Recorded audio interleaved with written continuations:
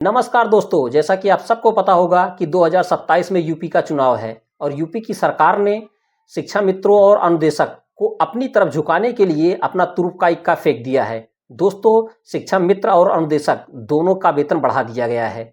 अब सोचने वाली बात यह है कि अगर सरकार को आपका वेतन बढ़ाना था तो ये सरकार 10 साल से आपको कोर्ट का चक्कर क्यों कटवा रही है। दोस्तों, आप पहले हाई कोर्ट में हारे हो, उसके बाद आप सुप्रीम कोर्ट गए, वहां भी हार गए। ये तो कहने की बात है कि सुप्रीम कोर्ट और हाई कोर्ट में आप हारे हो। सच में तो आप सरकार से हारे हैं, क्योंकि आपके खिलाफ जो वकील खड़ा था उसे देश की सरकार ने या यूपी की सरकार ने ही खड़ा किया था। अच्छा से अच्छा वकील खड़ा करके आपको हराने का काम किया है। दोस्तों, जहां इसके पहले की सरकार ने आपको अस्थायी किया था, वहीं इस सरकार ने आपको अस्थायी किया और साथ ही साथ सुप्रीम कोर्ट और हाई कोर्ट में हराने का काम किया। मैं आप सबसे ये पूछना चाहता हूं कि क्या इन 18,000 और 17,000 में आपका परिवार चल सकता है।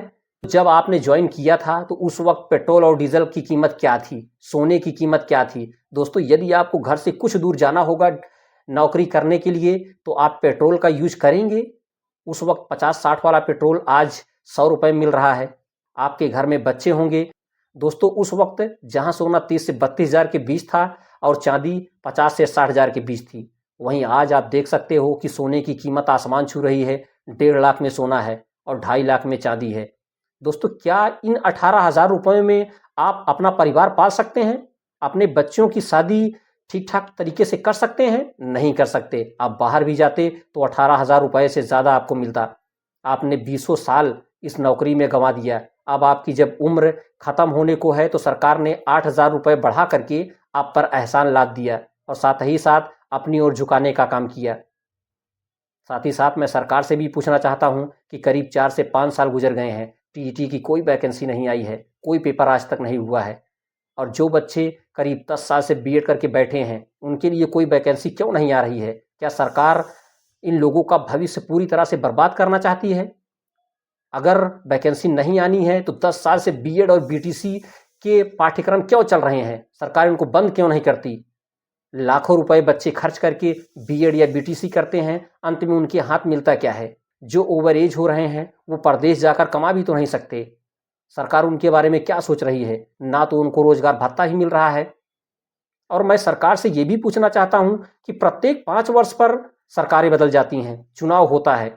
आज 10 वर्ष गुजर गए, टीचर की कोई वैकेंसी नहीं आई। क्यों नहीं आई? क्या पद नहीं खाली हैं?